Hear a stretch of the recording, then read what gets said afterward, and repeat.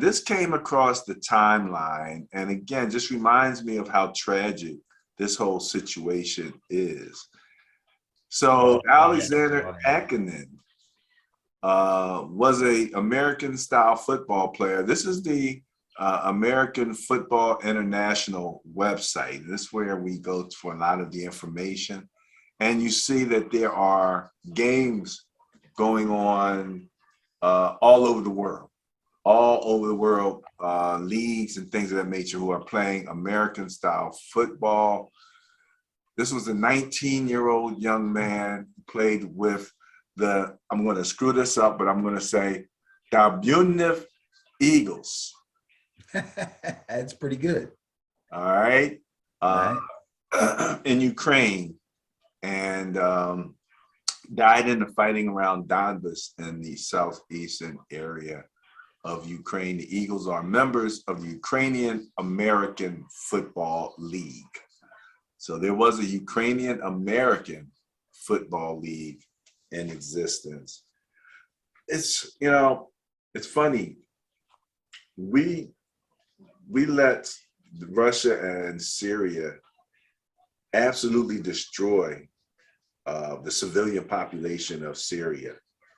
It was and still is a tremendous tragedy. And I think once Russia saw that they could get away with that, you know, and we didn't really step in and stop it. We showed some resistance, but again, we didn't step in and stop it. And remember, they were gassing.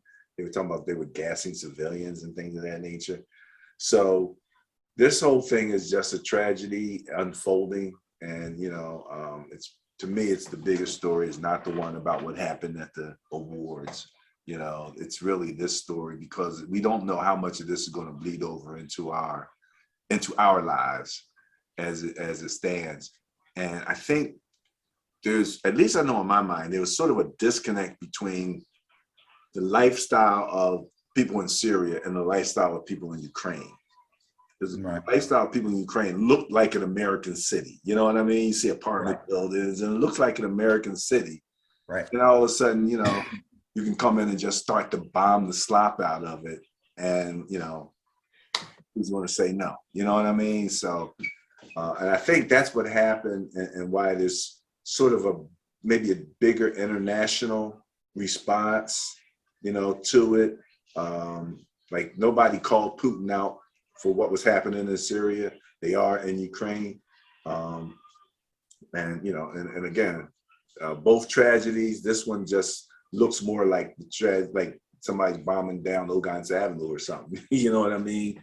As opposed to, you know, a place that we're kind of not familiar with. You know what I mean? Right. So, Right. I mean, I keep thinking, can't imagine I got a mortgage, 30-year mortgage, and now here comes Putin, you want to bomb the neighborhood. You know what I mean? So, it's, you know, all of those things are just being disrupted, and, you know, peace for Ukraine. So.